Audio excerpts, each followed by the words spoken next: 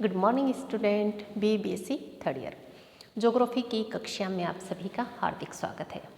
आज हम बात करेंगे भारत के कृषि प्रदेश। देखिए क्या होता है कि जिस प्रकार से भौतिक प्रदेशों की हम बात करें, एक जैसे भौतिक प्रदेश में एक जैसी विशेषताएं पाई जाती हैं, उसी प्रकार से एक कृषि प्रदेश में एक जैसी कृषि विशेषताएं देखने को मिलती हैं। अगर कृषि प्रदेशों का निर्धारण किया जाए तो कृषि दशाएं फसल उत्पादन की समरूपता, उत्पादन विधि एवं भूमि उपयोग के आधार पर कृषि प्रदेशों का निर्धारण किया जाता है।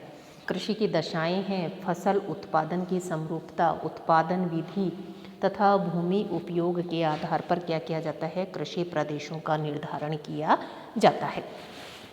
भारत में भौगोलिक विभिन्नताओं के कारण कृषिगत फसलों एवं कृषि उत्पादन विधियों में विविधता पाई जाती है।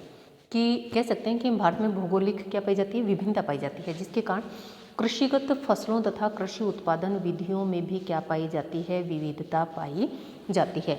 यही कारण है कि अलग अलग विद्वानों ने भारत के अलग अलग कृषि प्रदेशों का विभाजन किया है। भारत के जो कृषि प्रदेश हैं उनका उन्होंने अपने आधार पर क्या किया है, उसका विभाजन किया है। कृषि प्रदेशों के अगर सीमांकन में विद्वानों की बात की जाए तो विद्वानों ने कृषि की समरूपता, विविध फसल संयोजन, पशुओं तथा फसलों का साहचर्य, कृषि उत्पादन विधि, श्रम पूंजी का उपयोग, उत्पादित कृषिगत फसलों का उपयोग, कृषि यंत्रीकरण तथा आवास संबंधी दशाओं को ध्यान में रखकर किया जाता है।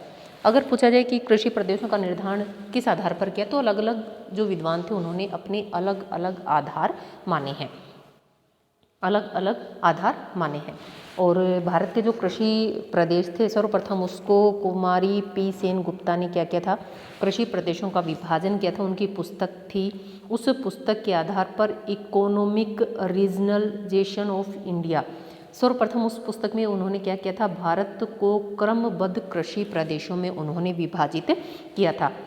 सर्वप्रथम जलवायु के आधार पर उन्होंने भारत को 4 मुख्य कृषि पेटियों में विभाजित किया था और उसके बाद धरातलीय विषमता तथा जलवायु को आधार मानकर 11 उप कृषि प्रदेशों में विभाजन किया तथा फसल सहचार्य में विविधता के आधार पर उन्होंने 60 लघु उप कृषि प्रदेशों में उसका विभाजन किया था।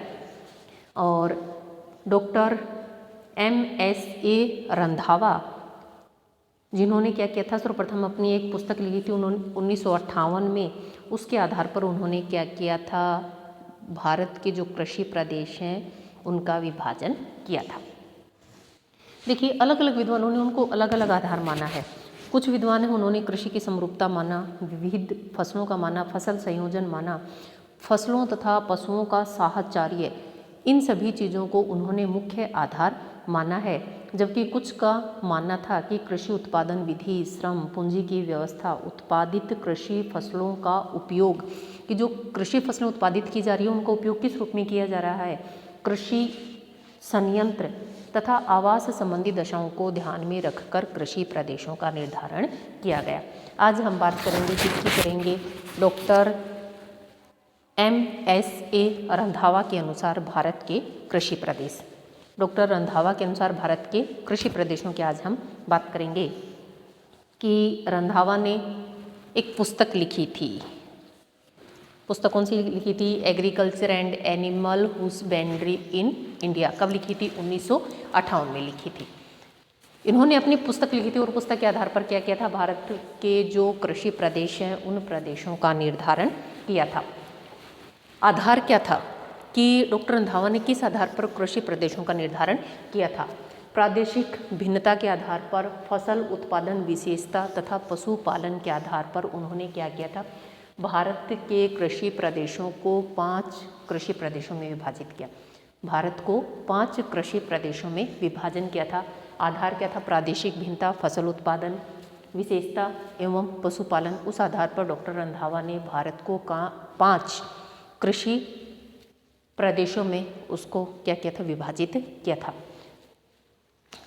एक बार भारत के मानचित्र से हम बात करते हैं। पश्चिमी जो हिमालय है, हिमालय को उन्होंने हिमालय को हमने नंबर 1 से, जो फर्स्ट पॉइंट है नंबर 1, हिमालय को हमने 2 भागों में, प्रादेशिक विभिन्नता के आधार पर हमने हिमालय को 2 भागों में बांटा, एक पूर्वी हिमालय, दूसरा पश्चिमी हिमालय। क्योंकि वर्षा में प्रादेशिक भिन्नता के आधार पर हम कह सकते हैं कि वर्षा में विभिन्नता पाई जाती है। पूर्वी जो हिमालय है उस पर वर्षा अधिक पाई जाती है, जबकि पश्चिमी जो हिमालय है उस पर वर्षा की मात्रा कम पाई जाती है। अलग अलग फसलें पाई जाती हैं। जो पूर्वी हिमालय है उस पर चावल, आलू, या हम कह सकते हैं कि इस प्रकार की फसलों का उत्पादन किया जाता है, जबकि जो पश्चिमी हिमालय है उस पर अधिक ऐसी फसलों का उत्पादन नहीं किया जाता जिनको अधिक पानी की आवश्यकता पड़ती है। जैसे चावल है, पूर्वी हिमालय पर उसका उत्पादन किया जाता है, लेकिन पश्चिमी हिमालय पर चावल का उत्पादन नहीं किया जाता। यहाँ पर जो फलों के बगीचे हैं उन ये फलों का उत्पादन किया जाता है। दूसरा जो हमारा पार्ट है, उत्तरी शुष्क गेहूं उत्पादन कृषि क्षेत्र, कि यह जो क्षेत्र है वर्षा कम होती है इस क्षेत्र में, और इसी कारण इसको गेहूं उत्पादन क्षेत्र के रूप में जाना जाता है। 75 सेंटीमीटर के आसपास यहाँ वार्षिक वर्षा होती है, जिसके कारण इन क्षेत्रों में यहाँ पर यह जो क्षेत्र है मुख्य रूप से गेहूं के उत्पादन के लिए जाना जाता है। तीसरी अगर हम बात करें, पूर्वी चावल उत्पादक कृषि प्रदेश। आप सभी जानते हैं कि इस क्षेत्र में जो हमारे वर्षा होती है वह अधिक होती है, 150 सेंटीमीटर के आसपास वर्षा होती है, और चावल इस क्षेत्र की मुख्य फसल है। तो इन क्षेत्रों में चावल के साथ अन्य फसलों का भी उत्पादन किया जाता है, लेकिन वर्षा अधिक होने से यह क्षेत्र मुख्य रूप से चावल उत्पादन के लिए जाना जाता है। चौथे नंबर की बात करते हैं, 4th नंबर, दक्षिण भारत के दक्षिण में, इसलिए दक्षिणी मोटे अनाज उत्पादक कृषि प्रदेश, कि यह जो क्षेत्र है वर्षा की मात्रा कम होने के कारण इसमें मोटे अनाजों का उत्पादन किया जाता है। और 5वां जो प्रदेश है उसकी हम बात करें कि समुद्र तटीय कौन सा कृषि प्रदेश, पश्चिमी समुद्र तटीय कृषि प्रदेश। आप सभी जानते हैं कि मानसून सबसे पहले यहाँ आता है, वर्षा की मात्रा अधिक पाई जाती है, जिसके कारण यह जो क्षेत्र है वहाँ पर आर्द्र प्रदेश है, अत्यधिक वर्षा होती है, जिसके कारण यहाँ पर विभिन्न प्रकार की फसलों का उत्पादन किया जाता है। बागवानी वाली फसलों का उत्पादन किया जाता है, कहवा है, रबड़ है, इनके बागान यहाँ लगे हुए हैं। तो हम बात करते हैं अब इसकी डिटेल से। ये डॉक्टर रंधावा के अनुसार भारत के 5 कृषि प्रदेश हैं। फर्स्ट हिमालय, दूसरा जो उत्तरी शुष्क गेहूं उत्पादन क्षेत्र, तीसरा जो है हमारा वो पूर्वी चावल उत्पादक क्षेत्र है, दक्षिणी मोटे अनाज वाला, और पश्चिमी समुद्र तटीय क्षेत्र। अब हम बात करेंगे इनकी डिटेल से। डॉक्टर रंधावा ने अपनी पुस्तक लिखी थी 1958 में, और उस पुस्तक के आधार पर उन्होंने सबसे पहले उस पुस्तक में उन्होंने इस चीज़ का वर्णन किया था, भारत के कृषि प्रदेशों का। और कृषि प्रदेशों का उन्होंने आधार माना था प्रादेशिक भिन्नता, फसल उत्पादन विशेषता तथा पशुपालन के आधार पर भारत के जो कृषि प्रदेश हैं, 5 कृषि प्रदेशों में डॉक्टर रंधावा ने उनको वर्गीकृत किया था। फर्स्ट जो पॉइंट है, शीतोष्ण हिमालय कृषि प्रदेश। शीतोष्ण हिमालय कृषि प्रदेश की अगर हम बात करें तो इसके अंतर्गत जो उत्तरी हिमालय पर्वतीय प्रदेश है उस पूरे हिमालय पर्वतीय प्रदेश को इसमें शामिल किया जाता है। मुख्य रूप से चाय, चावल, आलू, फल, मक्का, सभी प्रकार की फसलों का यहाँ उत्पादन किया जाता है। लेकिन भौगोलिक विशेषता पाई जाती है, भौगोलिक विशेषता में भिन्नता के कारण, या हम कह सकते हैं कि भौगोलिक विविधता के आधार पर हमने इस शीतोष्ण हिमालय प्रदेश को कितने भागों में डिवाइड किया, 2 भागों में। एक है पूर्वी हिमालय, दूसरा है पश्चिमी हिमालय। ये वाला आपका पूर्वी हिमालय है जहाँ वर्षा अधिक होती है। आप सभी जानते हैं गारो खासी जयंती की पहाड़ियाँ हैं, यहाँ पर असम घाटी से मानसून पवनें अंदर प्रवेश कर जाती हैं, तो इस क्षेत्र में वर्षा अधिक होती है। वर्षा इस क्षेत्र में 250 सेंटीमीटर वार्षिक वर्षा होती है। अब जब वर्षा अधिक होती है तो कौन सी फसलों का उत्पादन होगा, ऐसी फसलों का उत्पादन होगा जिनको अधिक पानी की आवश्यकता पड़ती है। बात किसकी करेंगे, चावल की, कि यह जो क्षेत्र है चावल उत्पादन के लिए जाना जाता है। और इसके अलावा अगर हम बात करें चावल, और चावल के साथ यहाँ चाय के बागान हैं। आप सभी जानते हो चाय की अधिक वर्षा की आवश्यकता पड़ती है, लेकिन उसकी जड़ों में पानी रुकना नहीं चाहिए। जो पहाड़ी क्षेत्र होते हैं उनको समतल करके क्या किया जाता है, यहाँ चावल और चाय दोनों फसलों का उत्पादन किया जाता है। अगर बात करें कि कौन से क्षेत्र में स्थित है, असम है, अरुणाचल प्रदेश है, और दूसरा हम कह सकते हैं कि सिक्किम है। इन सभी क्षेत्रों में इसका विस्तार देखने को मिलता है। सेकंड बात करते हैं पश्चिमी हिमालय कृषि प्रदेश। पश्चिमी हिमालय कृषि प्रदेश, पूर्व में जो हिमालय पूर्वी हिमालय, पश्चिम में जो हिमालय है उसको हम क्या कहेंगे, पश्चिमी हिमालय कृषि प्रदेश। देखिए बात करते हैं पश्चिमी हिमालय प्रदेश की। इस क्षेत्र की जो जलवायु है किस प्रकार की है, भूमध्य सागरीय जलवायु है, भूमध्य सागरीय जलवायु है। और आप सभी जानते हैं कि भूमध्य सागरीय जो जलवायु है रसदार फलों के लिए जानी जाती है। तो हम कह सकते हैं कि नाशपाती, बादाम, कैरी, बेरी, आलू, विभिन्न प्रकार की फसलों का उत्पादन इस पश्चिमी हिमालय में किया जाता है। अब कहा जाए कि इस पश्चिमी हिमालय का विस्तार कौन कौन से राज्यों में पाया जाता है, तो आप देख सकते हैं जम्मू कश्मीर है, हिमाचल प्रदेश है, उत्तराखंड है। इन सभी राज्यों में पश्चिमी हिमालय का विस्तार देखने को मिलता है। उत्तराखंड, हिमाचल प्रदेश, जम्मू कश्मीर, इन सभी क्षेत्रों में यह पश्चिमी हिमालय का विस्तार देखने को मिलता है। नेक्स्ट बात करते हैं सेकंड पॉइंट। सेकंड कौन सा है हमारा? एक कॉमन चीज़ और है दोनों में कि इसको भौगोलिक विविधता के आधार पर हमने दो भागों में बांटा है। कारण क्या था कि जो पूर्वी हिमालय है उसमें वर्षा अधिक पाई जाती है, जबकि जो पश्चिमी हिमालय है उसमें वर्षा की मात्रा कम पाई जाती है। इसलिए हमने क्या किया, उसको जो हिमालय था शीतोष्ण हिमालय था, इसलिए हमने उसके दो भागों में उसको विभाजित कर लिया। सेकेंड पॉइंट है उत्तरी शुष्क गेहूँ उत्पादन क्षेत्र। उत्तरी शुष्क गेहूं उत्पादन कृषि प्रदेश। यह जो क्षेत्र है, वार्षिक जो वर्षा होती है 75 सेंटीमीटर होती है। और आप सभी जानते हैं कि जो वर्षा होती है वो फसलों के उत्पादन को प्रभावित करती है या फसलों का निर्धारण करती है कि कौन से क्षेत्र में कौन सी फसल का उत्पादन किया जाएगा। अब जब वर्षा 75 सेंटीमीटर वार्षिक वर्षा हो रही है तो कौन सी फसल, सर्वाधिक गेहूँ की फसल का उत्पादन किया जाता है। सर्वाधिक गेहूं की फसल का उत्पादन किया जाता है। गेहूं के साथ मक्का है, कपास है, जौ है, आदि फसलों का उत्पादन किया जाता है। लेकिन कह सकते हैं कि जो गेहूं की प्रधानता है वह इस क्षेत्र की विशेषता है। दूसरी चीज़ आती है, यह जो कृषि प्रदेश है, पंजाब, हरियाणा, दिल्ली, पश्चिमी उत्तर प्रदेश, राजस्थान के कुछ भाग, गुजरात, चंडीगढ़, मध्य प्रदेश, इन सभी क्षेत्रों में इसका विस्तार पाया जाता है। जैसे आप मैप में देख सकते हैं कि कौन कौन से क्षेत्रों में इसका विस्तार पाया जाता है। पंजाब आप सभी जानते हैं, पंजाब है, उत्तर प्रदेश है, हरियाणा, भारी मात्रा में गेहूं का उत्पादन होता है। पंजाब, हरियाणा, पश्चिमी यूपी, जिसको हम क्या बोलेंगे, उत्तर प्रदेश। गुजरात है, मध्य प्रदेश का कुछ भाग है, कुछ भाग राजस्थान का है। तो इन सभी, दिल्ली, इन सभी क्षेत्रों में क्या इन सभी क्षेत्रों में मुख्य रूप से उत्तरी शुष्क गेहूं उत्पादन कृषि क्षेत्र के अंतर्गत ये सभी क्षेत्र शामिल होते हैं। इसमें मुख्य रूप से गेहूं का उत्पादन किया जाता है। कारण क्या है कि 75 सेंटीमीटर वर्षा हो जाती है और कुछ सिंचाई की सुविधाएं उपलब्ध होने के कारण हिमालय से निकलने वाली नदियों से यह भाग सिंचित रहता है, जिसके कारण क्या होता है, यहाँ पर गेहूँ का उत्पादन किया जाता है। और सर्वाधिक जो प्रति हेक्टेयर गेहूँ का उत्पादन है वो भी आप सभी जानते हैं इन्हीं क्षेत्रों में किया जाता है। तीसरी बात करते हैं, मैप में जैसे आपको दिखाई दे रहा है, क्या पूर्वी चावल उत्पादक क्षेत्र, या हम कह सकते हैं कि पूर्वी चावल उत्पादक कृषि प्रदेश।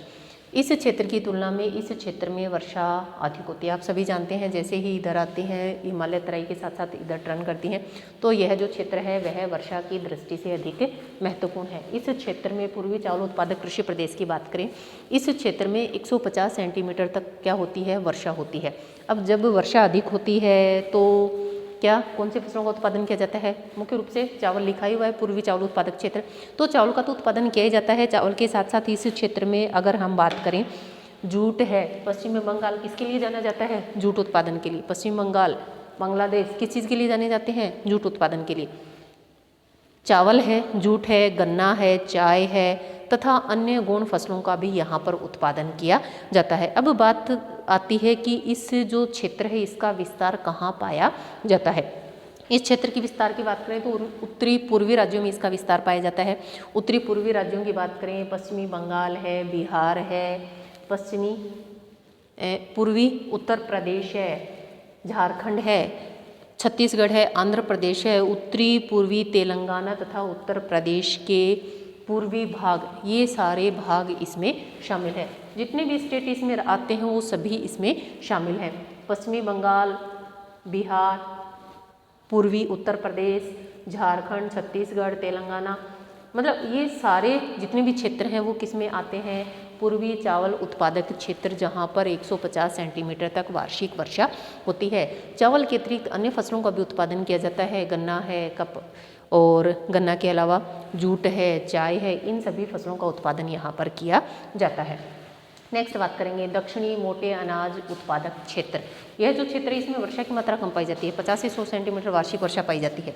ये वाला क्षेत्र 4 नंबर जो है, कारण क्या है मानसून पवनें इधर से आती हैं मानसून, लेकिन पश्चिमी जो घाट है वो क्या करता है, अवरोध का कार्य करता है। तो हम कह सकते हैं कि शुष्क क्षेत्र है या मोटे अनाजों के लिए जाना जाता है, दक्षिण भारत में स्थित है इसलिए दक्षिणी मोटे अनाज उत्पादक कृषि प्रदेश। यह जो क्षेत्र है इसमें मोटे अनाजों का उत्पादन किया जाता है। मोटे अनाजों की अगर हम बात करें, आप सभी जानते हैं कि जो वर्षा होती है हमारी फसलों के उत्पादन को सीधा प्रभावित करती है। जहाँ वर्षा की मात्रा अधिक होती है वहाँ फसल प्रतिरूप बदल जाते हैं, लेकिन जहाँ वर्षा की मात्रा जैसे जैसे वर्षा की मात्रा कम होती जाती है वहाँ पर मोटे अनाजों का उत्पादन किया जाता है। ज्वार बाजरा है, रागी है, कपास है, रेडी है, मूंगफली है आदि फसलों का उत्पादन किया जाता है। दक्षिणी गुजरात है, आप सभी जानते हैं गुजरात मूंगफली के उत्पादन के लिए फेमस है। दक्षिणी गुजरात है, मध्य प्रदेश है, महाराष्ट्र है, पश्चिमी उत्तर प्रदेश है, महाराष्ट्र के पूर्वी भाग हैं, गुजरात का दक्षिणी भाग है, तमिलनाडु तथा कर्नाटक के पश्चिमी जो शुष्क प्रदेश हैं वो इस क्षेत्र के अंतर्गत आते हैं। इस क्षेत्र की अगर हम बात करें, काली पीली तथा लाल लेटेराइट मिट्टी यहाँ पर पाई जाती है। काली पीली तथा, क्योंकि आप सभी जानते हैं प्रायद्वीपीय पठार निर्माण किससे हुआ है, ज्वालामुखी के लावा से हुआ है, इसलिए कौन सी मिट्टी पाई जाती है, काली मिट्टी पाई जाती है। लाल और पीली तथा लाल लेटेराइट मृदा भी यहाँ पर पाई जाती है। इस क्षेत्र में वर्षा कम होने से मुख्य रूप से मोटे अनाजों का उत्पादन किया जाता है। नंबर लास्ट बात करते हैं हम, फिफ्थ पार्ट, पांचवा पॉइंट हमारा पश्चिमी समुद्र तटीय कृषि प्रदेश। आप सभी जानते हैं कि मानसून का आगमन सबसे पहले यही होता है और सर्वाधिक लंबे समय तक मानसून यहीं रहती है, इसलिए इस क्षेत्र में सर्वाधिक वर्षा अंकित की जाती है। 250 सेंटीमीटर से अधिक वार्षिक वर्षा इस क्षेत्र में होती है। अब वर्षा अधिक होती है तो आप सभी जानते हैं कि यह एक उत्तर प्रदेश है, वर्ष भर यहाँ आर्द्रता उच्च बनी रहती है, जिसके कारण यहाँ पर नारियल, काजू, रबड़, कहवा, इलायची, काली मिर्च, विभिन्न प्रकार के मसालों का उत्पादन इस क्षेत्र में किया जाता है। दूसरा, अब इसका विस्तार कहाँ पाया जाता है, इधर से लगा लीजिए केरल है, कर्नाटक, महाराष्ट्र, तमिलनाडु के दक्षिणी समुद्र तटीय क्षेत्र, इन सभी क्षेत्रों में इसका विस्तार देखने को मिलता है। ये थे हमारे डॉक्टर रंधावा जिन्होंने कृषि प्रदेशों का विभाजन किया था, और आज हमने डॉक्टर रंधावा के अनुसार भारत के कृषि प्रदेशों का विभाजन की बात की। आज का क्वेश्चन सुनिए कि डॉक्टर रंधावा की पुस्तक का नाम आप मुझे कमेंट करके बताएंगे। सेकंड, आप बताएंगे कि डॉक्टर रंधावा ने किस आधार पर भारत के कृषि प्रदेशों का विभाजन किया। और लास्ट क्वेश्चन है, डॉक्टर रंधावा ने कितने प्रकार के कृषि प्रदेश भारत के लिए बताए हैं। इन सभी क्वेश्चनों का आप मुझे कमेंट करके आंसर दें। आज के लिए इतना ही, मिलते हैं नेक्स्ट क्लास में। धन्यवाद।